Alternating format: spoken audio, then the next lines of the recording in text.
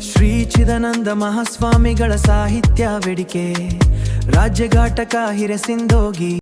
ಎಲ್ಲರಿಗೂ ನಮಸ್ಕಾರಗಳು. ನಾನು ಶೈಲಜಾ ಬಡಿಗೇರ್. ಶ್ರೀ ಚಿದಾನಂದ ಮಹಾಸ್ವಾಮಿಗಳ ಸಾಹಿತ್ಯ ವೇದಿಕೆ ರಾಜ್ಯ ಘಟಕ ಹಿರೇಸಿಂಧೋಗಿ ಇವರು ಏರ್ಪಡಿಸಿದಂಥ ರಾಜ್ಯ ಮಟ್ಟದ ಕವನ ವಾಚನ ಸ್ಪರ್ಧೆ. ಕವನದ ವಿಷಯ ಅನ್ನದಾತನ ಅಳಲು. ನನ್ನ ಕವನದ ಶೀರ್ಷಿಕೆ ತೀರದ ಬವಣೆ. ಮಣ್ಣ ನಂಬಿ ಬದುಕು ಸವೆಸುತ್ತಾ ಬೆವರ ಹನಿಯ ಬೀಜ ಬಿತ್ತುತ್ತಾ ಭೂಮಿ ತಾಯಿಯ ಮನವ ಗೆಲ್ಲುತ್ತಾ ಶ್ರಮಿಸುತ್ತನು ಹಗಲಿರುಳು ನಮ್ಮ ರೈತ. ಭೂತಾಯಿಯ ಚೊಚ್ಚಿಲ ಮಗ ಸೊರಗಿದ ಕಾಯಕ್ಕೆ ತಪ್ಪದು ನೊಗ. ಹೊಟ್ಟೆಯ ಕಿಚ್ಚಿಗೆ ಅರಳುವುದು ಮೊಗ.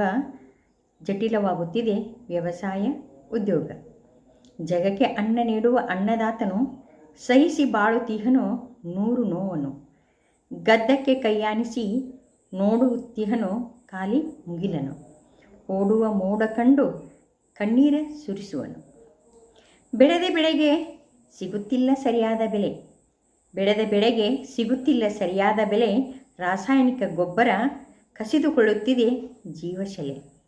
ಆಗುತ್ತಿದೆ ವ್ಯಾಪಾರೀಕರಣದ ದುರಾಸೆಗೆ ಫಲವತ್ತತೆಯ ಕೊಲೆ. ಮಣ್ಣ ನಂಬಿದವನಿಗೆ ದೊರೆಯುತ್ತಿಲ್ಲ ಯಾವ ನೆಲೆ. ಕಾಯುವುದೇ ಅವನ ಕಾಯಕವಾಗಿದೆ.